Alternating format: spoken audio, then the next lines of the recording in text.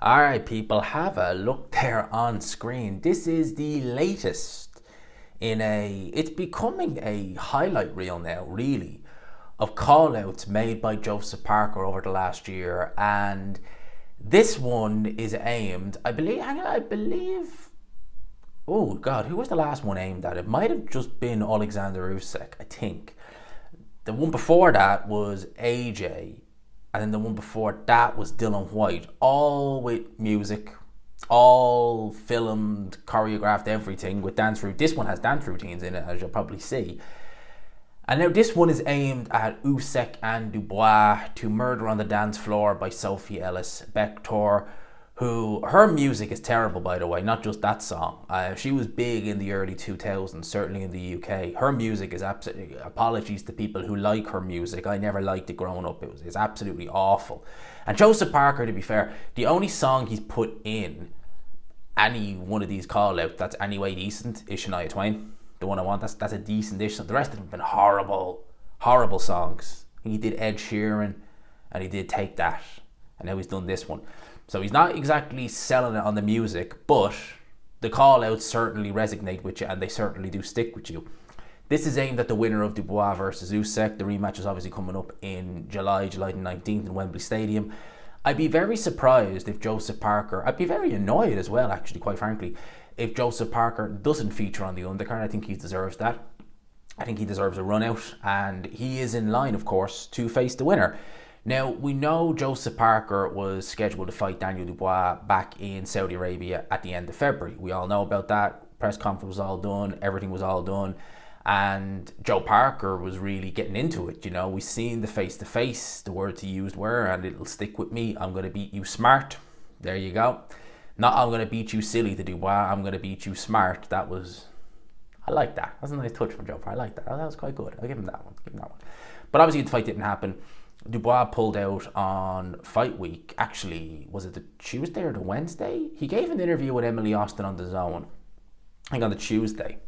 He seemed fine. And then he seemed about as normal as anything, awkward and, do you know the answer? Yeah. There's nothing out of the ordinary there. And then pulled out with an illness. But given the fact that there was another fighter, Floyd Schofield, who pulled out with a similar illness, I kind of tend to suspect that there was probably something going around there. It's just unfortunate. But the problem is that wasn't a mandatory defence or anything like that. It was a voluntary. So it meant that Parker had to fight Martin Bacoli, which we all know about that farce, not Parker's fault. And now he's back kind of in the wilderness to an extent. To an extent, anyway. He is mandated to fight the winner, so that is something. If it is Oleksandr Usyk, I suspect, could be wrong, but I suspect if it is Usyk, likelihood is he will probably vacate that WBO belt rather than go ahead with a Joseph Parker fight. And for me, I would class that as a duck. I would, because Usyk has mentioned that he's only got 2 fights left in boxing.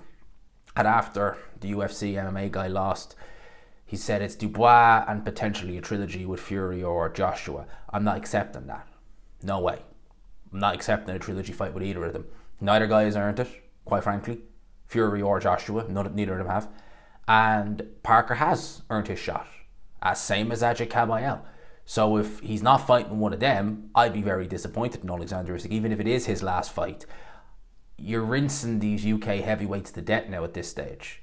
I get the Dubois rematch, sort of. It's for undisputed. It's not to right the wrong of the first fight or anything like that in terms of the low blow, because it was clearly that. But it is getting a bit much, and I'd like to see some new life in, rather than, go and do a Dubois rematch and then have a trilogy fight with Fury or Joshua. It's just, I just don't see, there's no appeal for me in either of those fights, quite frankly. So I would like to see him fight Parker, but I suspect he will likely vacate rather than fight Joseph Parker. I could be wrong. I've been wrong about Usyk many times in terms of picking who I think would win, stuff like that. So let's wait and see there. If it is actually Dubois, I suspect he would actually go ahead and fight Joseph Parker, because he's actually spoken about wanting to do that fight. And even before the Oleksandr Usyk fight was announced, when Dubois started giving interviews again for Box Nation, he even said, he wanted Parker. Usyk he mentioned, but then the first name on his list was Joseph Parker. I think Dubois is prideful, and he does and again, I genuinely believe he was genuinely ill. You know, it happens. It can happen at a bad time. And at the end of the day, he wasn't pulled by said doctor. It's not like the board put their foot in and stopped it. It was his team, because they obviously knew, all right, Parker's game, he's live, and you're not well enough. So, you know, give yourself the best chance. So I believe it. And if he does, and if he beats Oleksandr Usyk, I don't know what way we're looking at this with rematches, because unfortunately, yes, I use that word again, the R word. We are in the era, unfortunately, of rematches, and this is a rematch, but who's to say Usyk doesn't have a rematch clause should he lose? I don't know if Dubois does, but I hope there's not. Maybe someone wants to correct me, and maybe there isn't, but I really hope there isn't. But if Dubois wins, I would like to see him fight Joseph Parker. I think the fight in Saudi Arabia would have been phenomenal. I think it would have been really good. Joe Parker looked very sharp when he was in there against Martin Bakole. Easy to do against the guy coming in off really no notice. But still, even in the footage we've seen of him fight week, and Dubois, they both look very sharp. They both look very good. I think it would have been a phenomenal fight had it actually taken place if Dubois had not come down with that illness. So, yeah, Parker with the call-out. I'm liking the call-out, just not the music. Murder on the Dance Floor, don't like that song. But that's a minor nitpick.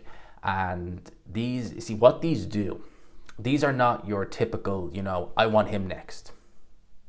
Okie dokie. You and 500, well, not 500, but you know what I mean. You and 5 other heavyweights want him next. That stands out, and Parker's been doing them. They must cost a fortune, because they are well edited and well choreographed. They are not cheap to be doing. So, I mean, I feel bad in one sense, because he's doing, 4 of them now, and it's resulted in, 0 of the guys he's been mentioning. I mean, it's literally been that. It's resulted in not Joshua, not Usyk, we don't know about these guys, but not Dylan White either.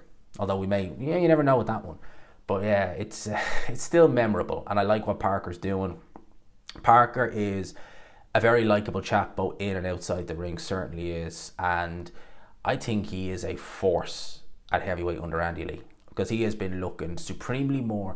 I think Parker's always, confident.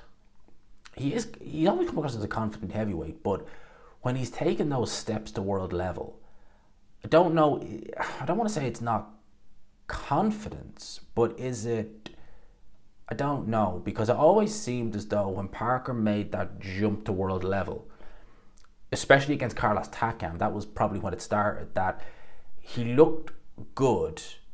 He could hang at he definitely can hang at world level, we know that, but it seemed as though after he fought Takam, because he gassed in that fight quite bad in the mid-rounds, came back strong though. It was a tough fight. He was always reluctant to let the hands go the same way whenever he did make the step up to world level, unless it was very much safe to do so. That seems to be gone from Parker's game now, thank God. And yeah, I'm really liking what I'm seeing. And he's in a very good place in his career. He's in his he's in his mid-30s now, which for a heavyweight is probably actually a good time for a heavyweight, because you're definitely not at your athletic peak, but you're at a maturity, and a heavyweight's mature very different. You know, you could have a heavyweight who's at his athletic peak at 27, but he might not really come into his own until he's 31, 32, you know, that sort of way. So is he as athletic? Is he as fast as he was, 4 or 5 years later? No, but everything kind of comes good. You know, it's like you have a nice steak when you're 27, but there's nothing with it. It's just a well done, or you don't want a well done steak, but you know what I mean? It's like a medium rare steak, nothing with it. By the time you're 32, 33, it's still there. Might be a little bit colder than it was when you first got it, but it's got a lot of extra things with it. So it all comes good. That's kind of what Parker's been. Let me know your thoughts. Weird analogy, yeah, steak analogy, but there you go. That's the best I can come up with. Let me know your thoughts in the comment section below. I hope you enjoyed the video. People, smash the like button if you could. Hit subscribe if you haven't already. It's free, remember? Peace.